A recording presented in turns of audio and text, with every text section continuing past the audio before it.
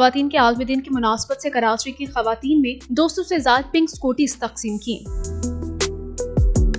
Scooty حاصل کرنے والی خواتین کے چہروں پر خوشی دیدنی تھی۔ پہلے ہم سب کو بہت زیادہ بھائیوں کی، ڈیڈی کی منتیں کرنی پڑتی تھی کہ ہمیں یہاں چھوڑ دو، ہمیں یہاں لے جاؤ، دفتر چھوڑ دو، کالج چھوڑ دو، بٹ اب ہمیں نہیں کرنی پڑے گی کیونکہ اب ہمیں جو ہے سندھ گورنمنٹ نے یہ اتنی اچھی بائک جو ہے گفٹ دے دی ہے۔ وومنس ڈے کے اوپر یہ بہت اچھا انیشیٹو ہے ہمارے لیے، اور جس وومن امپاورمنٹ کے لیے بہت ایک بڑا اسٹیپ ہے۔ خواتین کہتی ہیں یہ ایک اسکوٹی نہیں بلکہ آزادی سے سفر کرنے کا ایک ذریعہ ہے۔ فلی انڈیپینڈنٹ کہ آپ کو کہیں جانے کے لیے اپنے والد کی یا اپنے بھائیوں کی ریکویسٹ نہ کرنا پڑے، جو کہ کسی کے بھائی بھی نہیں سنتے، والد تو پھر سن لیتے ہیں لیکن بھائی کسی کے بھی نہیں سنتے، نہ ہمارے سنتے ہیں۔ اب سفر ہو گیا ہے آسان with the pink scooty, with the pink بس۔